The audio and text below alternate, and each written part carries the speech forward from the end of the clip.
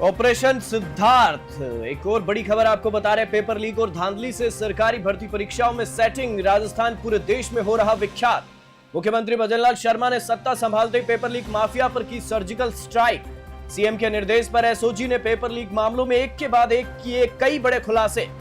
SI परीक्षा में चयनित जेईएन विद्युत सिद्धार्थ यादव और अध्यापक पिता राजेंद्र यादव को दबोचा। जेईएन भर्ती 2020 के टॉपर सहित 46 जेईएन के दस्तावेजों की मई में उच्च स्तरीय आंतरिक विभागीय जांच। टॉपर जैसे अंक, संदिग्ध सेटिंग और पेपर लीक की आशंका।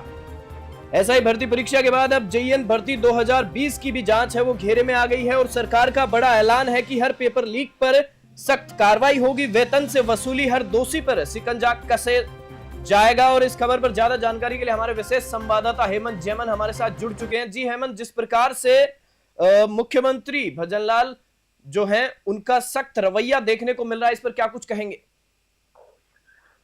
देखिए अखिल, राजस्थान में पेपर लीक एक बहुत बड़ा मुद्दा था जिसको लेकर के भारतीय जनता पार्टी की सरकार और उनके जो नेता थे वो सड़कों पर थे।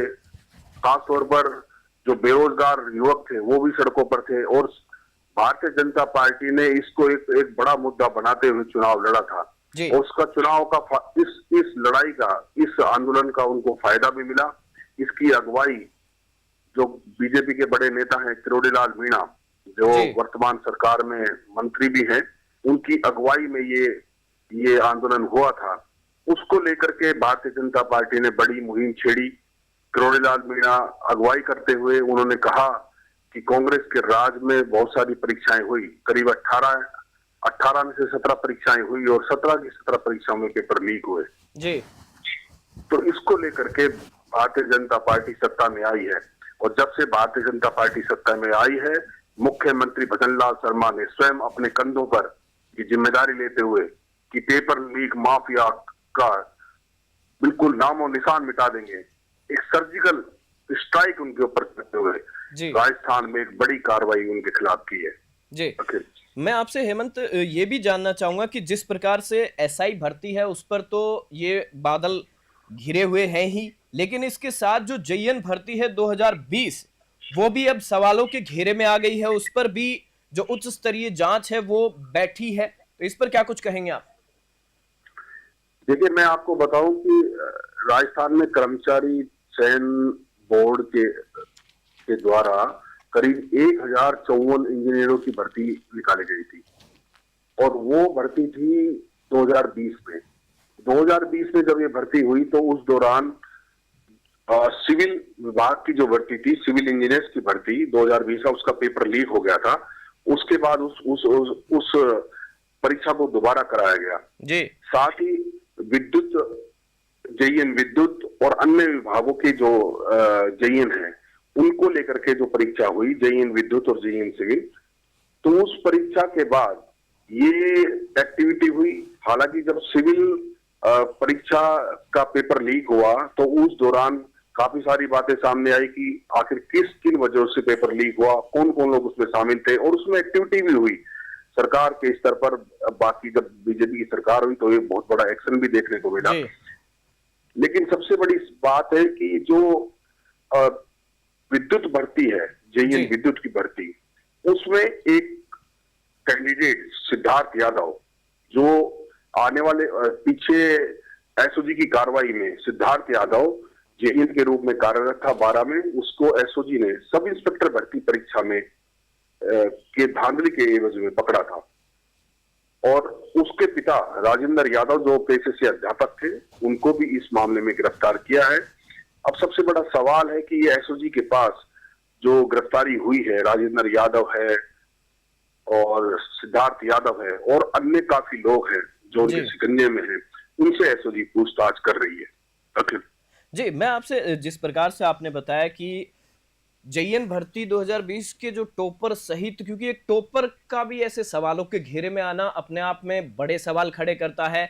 अब एसओजी है वो इसमें किस प्रकार से कार्रवाई करेगी, क्योंकि एसआई भर्ती है उस पर तो चल ही रहा है पूरा मामला, और साथ ही साथ अब जो जेईएन भर्ती है उस पर भी ये जो तमाम तरह के सवाल हुए हैं जांच के घेरे में आ गई है। एक टॉपर का इस तरह से पकड़ा जाना, क्योंकि एसआई भर्ती में भी टॉपर है, वो भी सवालों के घेरे में आए थे, उनसे भी पेपर करवाए गए थे। इस पर क्या कुछ कहेंगे आप?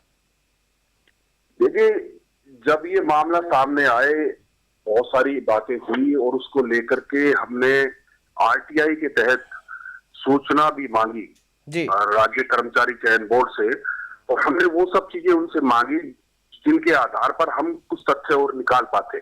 जी फिलहाल जो हमने उनसे सूचनाएं मांगी, वो उसमें हमने ये मांगा कि जो भर्ती परीक्षा में जो डिप्लोमा या डिग्रीधारी जो लोग जो जेईएन थे, उन चयनित अभ्यर्थियों के आवेदन और उनको जो प्राप्तांक प्राप्त हुए हैं जी उनके बारे में डिटेल दे। लेकिन विभाग चयन आयोग ने, राज्य कर्मचारी चयन आयोग ने ये सब देने से मना कर दिया स्पष्ट रूप से, थर्ड पार्टी करते हुए। लेकिन अभी हाल ही में प्रक्रिया हुई थी करीब पिछले वर्ष 2024 में 7 अगस्त 2024 को प्रमुख शासन सचिव कार्मिक विभाग के द्वारा 6 जून 2024 को एक दिशा निर्देश जारी हुए थे, जिसके आधार पर 7 अगस्त 2024 को आंतरिक जांच कमेटियां गठित हुई थी।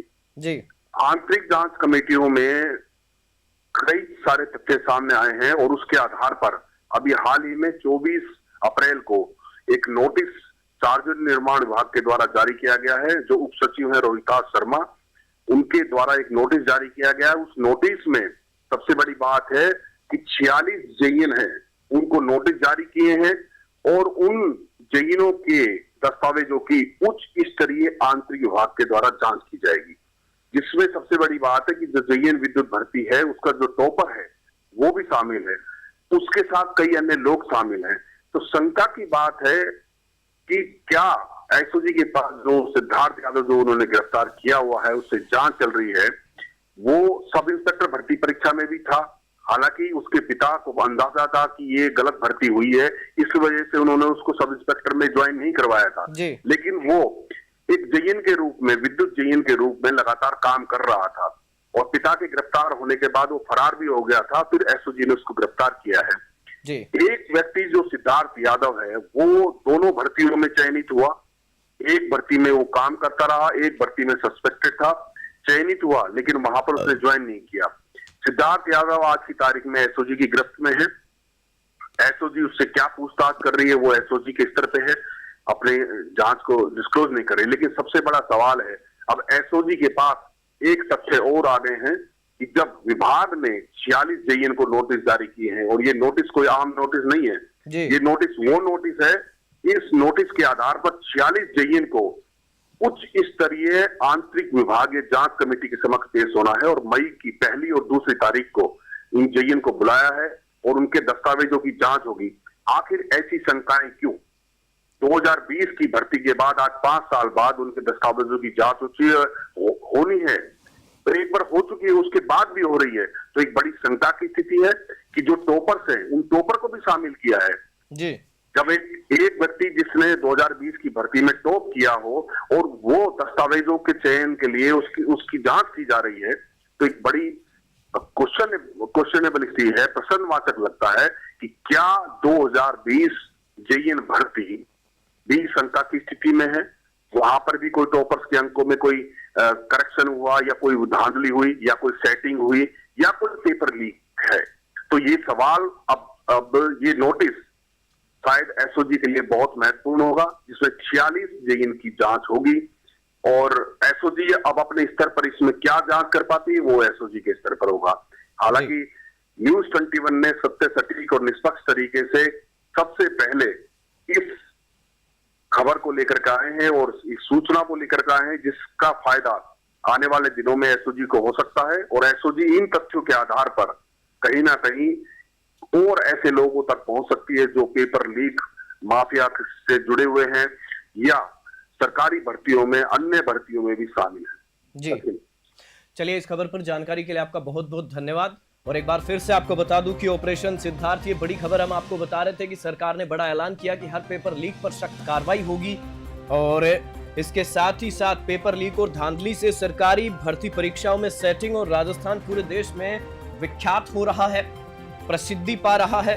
मुख्यमंत्री भजनलाल शर्मा ने सत्ता संभालते ही पेपर लीक माफिया पर सर्जिकल स्ट्राइक की। सीएम के निर्देश पर एसओजी ने पेपर लीक मामलों में एक के बाद एक कई बड़े खुलासे किए और इसके बाद एसआई परीक्षा में चयनित जेईएन विद्युत सिद्धार्थ यादव और उसके पिता राजेंद्र यादव को गिरफ्तार किया गया।